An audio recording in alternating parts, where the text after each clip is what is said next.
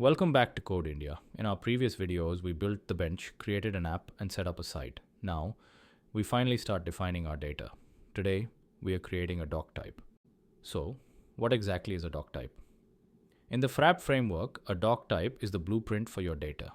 Think of it as a model in other frameworks like Django or Laravel.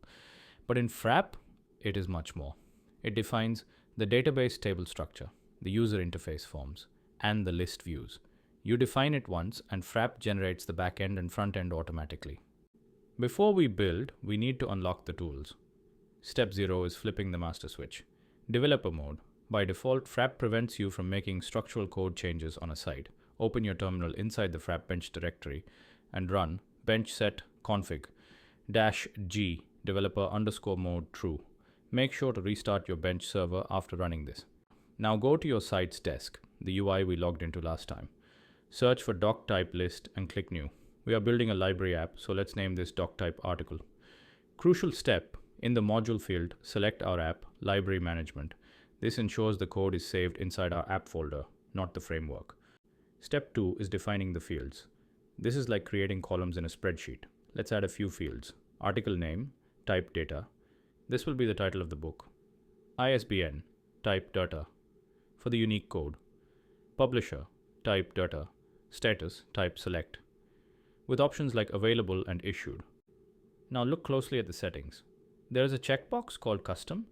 For this tutorial, you must uncheck it. Why? If custom is checked, everything is stored only in the database. If custom is unchecked, Frappe generates actual code files .py.js.json in your app folder. This allows us to use version control Git and share the app. Hit save. A lot just happened in a split second. Database. Level.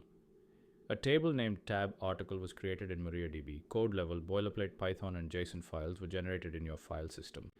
Let's verify this. Go back to your code editor and check apps greater than library management. You will see a new folder called article. Inside you have article.json. Defines the fields and properties. Article.py, your Python controller for backend logic. Article.js, your JavaScript controller for client-side interactions. This is where the real development happens. Finally, let's look at the database. Frappe automatically converted your fields into columns. Your article name became article.name. name.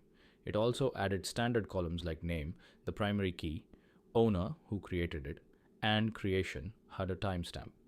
Ready to level up? You have now successfully defined your first data model.